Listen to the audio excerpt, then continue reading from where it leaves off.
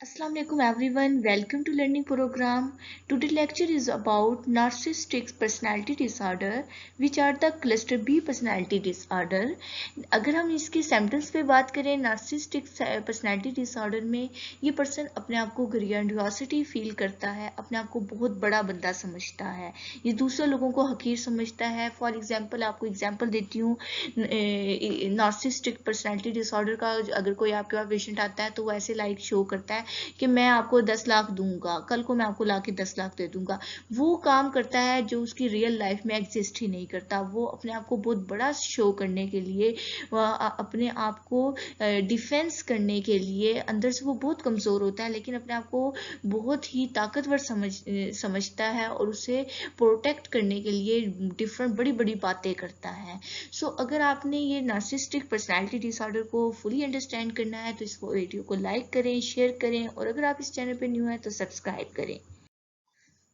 Firstly इसके अगर narcissistic personality disorder को डेफिनेशन देखनी है तो इसका जो पैटर्न होता है वो ग्रैंडियोसिटी होता है। ग्रैंडियोसिटी जो है ये आपको साइकोसिस की तरफ लेके जाता है। साइकोसिस की डिल्यूजन्स के अंदर बहुत ही इंपॉर्टेंट टाइप है ग्रैंडियोसिटी, जिसमें आप अपने आप को बहुत ही बड़ी चीज़ समझते हैं और दूसरे लोगों को हकीर समझते हैं। उसके अलावा इसके अंदर जो सिम्टम्स आते हैं, लैक ऑफ एम्पैथी का आता है और नीड फॉर द एडमिनिस्ट्रेशन का आता है।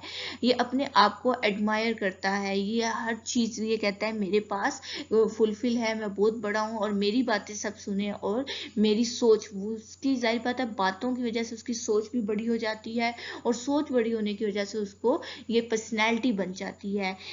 ये बहुत ही ये जो चूजी से फ्रेंड्स बनाते हैं, लोगों के ऊपर जो प्रॉब्लम्स, लोगों को कहते हैं कि आपकी प्रॉब्लम्स को हम सॉल्व करेंगे, बहुत ही यूनिक अप्रिशिएट करते हैं, स्पेशली हाई स्टेटस लोगों के साथ। ये अपने आप को भी बहुत हाई स्टेटस पीपल समझते हैं। अराउंड द 1% ऑफ एडल्ट में से 55 अगर 75 सॉरी में से आपको 1% एडल्ट में ये शो होगा। ये स्पेशली ये 7 to 15 एज की अराउंड ये पर्सनैलिटी शो ऑन होती है। डायग्नोस्टिक क्राइटेरिया अगर हम देखें तो ग्रैंडियोसिटी होती है, नीड ऑफ एडमायर होता है, लैक ऑफ एम्पैथी होती है और ये अर्ली एडल्टहुड से स्टार्ट हो जाती है और इंडिकेट कर रही हैं कि 5 सिम्टम्स इसमें से फॉलोइंग हो। तो ग्रैंडियोसिटी की वजह से इनके अंदर सेल्फ इम्पोर्टेंस, अपने आप को बहुत ज़्यादा इम्पोर्टेंस देते हैं, ज़रूरत से ज़्यादा। उसके अलावा ये अपने आप को पावरफुल समझते हैं, अपने आप को बहुत ज़्यादा ब्रिलियंट समझते हैं, अपने आप को सक्सेसफुल पर्सन समझते हैं, अपने आप को ब्यूटी, आइडियल लव, अपने से बहुत मोहब्बत करते हैं। इनका बिलीव होता है वो ही हो या शी, वो कहते हैं हम स्पेशल हैं, हम यूनिक हैं, जो दूसरे लोग हैं वो बिल्कुल भी यूनिक नहीं है और वो हाई स्टेटस पीपल जो होते हैं उनके साथ अपने लिंक क्रिएट करते हैं।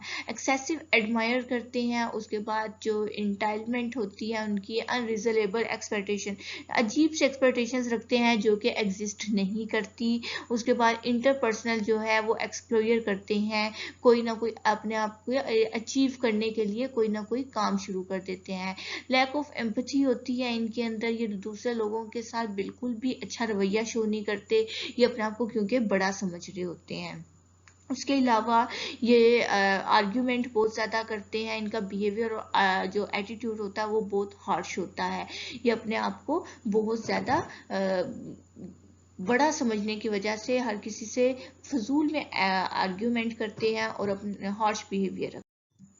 डिफरेंट थेरीज एक्सप्लेन करती हैं साइकोडायनामिक में। वो कहते हैं कि पेरेंट्स की रिजेक्शन की वजह से वो एक डिफरेंट तरीके से पर्सनैलिटी शो करते हैं कि हमारे पास सब कुछ है, वो अपने आप को डिफेंस करने के लिए, अपने बैकग्राउंड को डिफेंस करने के लिए अपनी फीलिंग्स को एंगेज कर लेते हैं। अनसेटिस्फाइड रिजेक्शन को वो सेटिस्फाई बनाने के लिए अपने बिहेवियर को चेंज कर देते हैं। सीबीटी कोग्निटिव वाले कहते हैं कि ये उन पीपल्स में डेवलप होती है नार्सिसिस्टिक पर्सनैलिटी डिसऑर्डर जो बहुत ज़्यादा नेगेटिव लाइफ इवेंट गुजार चुके होते हैं, जिनका पॉजिटिव से लिंक नहीं होता। ज़्यादा नेगेटिव इवेंट गुजारने की वजह से वो इस तरह की पर्सनैलिटी शो करते हैं।